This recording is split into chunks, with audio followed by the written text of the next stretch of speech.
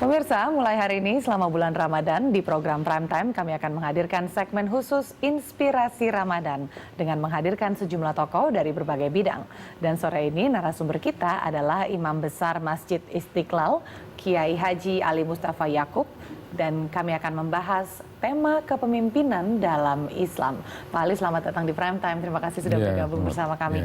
Pak Ali, Islam ini kan kita ketahui banyak pemimpin besarnya. Yang utama tentunya adalah Nabi Muhammad SAW.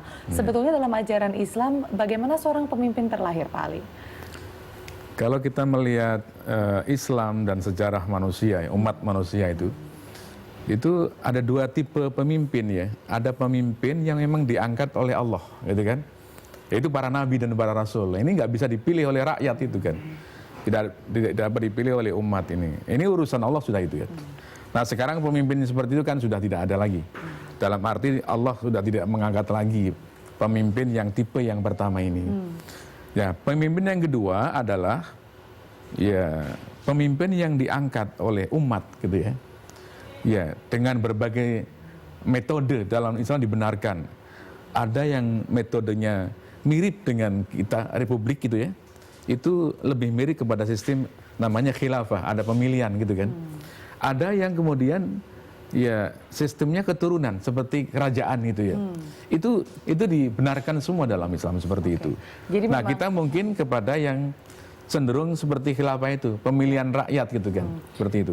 Kalau yang dari turun-temurun mungkin dalam sebuah kerajaan atau monarki. Dan sekarang kan masih ada ya.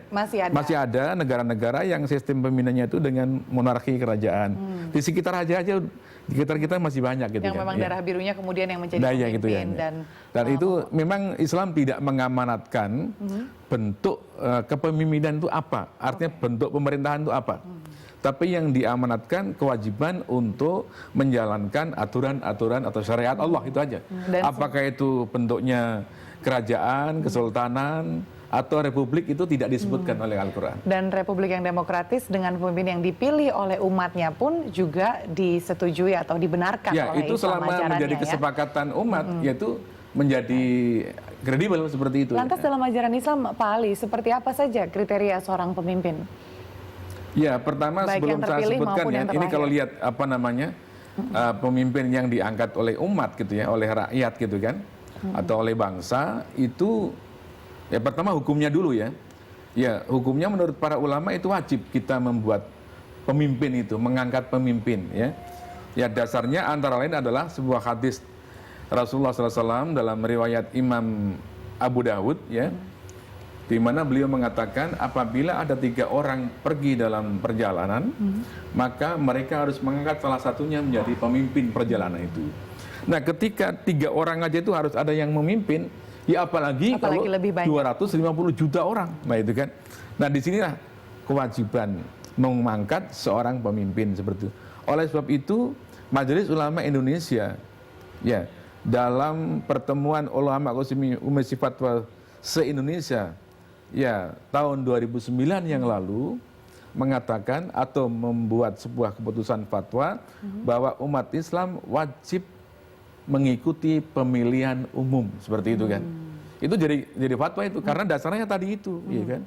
Lebih dari 3 orang saja harus menunjuk pemimpin, dari 3 orang, negara apalagi sebesar ini. Nah seperti itu. Betul sebab sekali. kalau orang tidak ikut misalnya pemilihan umum dan sebagainya, nanti akan terjadi kekacauan, nggak ada pemimpin kan gitu. Dan tidak terpenuhi syarat pemimpin terpilih oleh umatnya gitu seperti kan. itu ya. Lantas bagaimana kriteria seorang pemimpin dalam ajaran Islam? Memang sering disebut-sebut ya, misalnya pemimpin itu memiliki 4 syarat atau 4 sifat ya, yang sering disebut-sebut orang gitu kan. Siddiq, amanah, tabligh, fatonah gitu kan.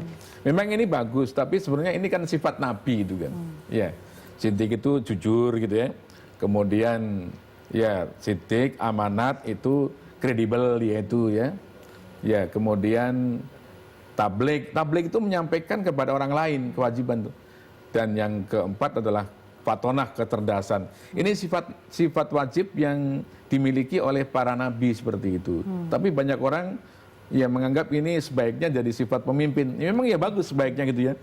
Tapi ada ayat yang bercerita tentang ya Nabi Musa itu ya, ketika menolong seorang wanita, seorang putri yang oleh sementara orang disebut putri Nabi Syuaib ya.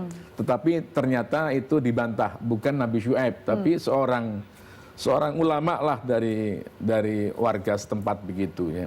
Nah, ketika sudah dibantu mengambil air itu, wanita tadi, putri tadi berkata kepada bapaknya, berilah upah orang ini ya, karena inna khaira man istajartal qawiyul amin.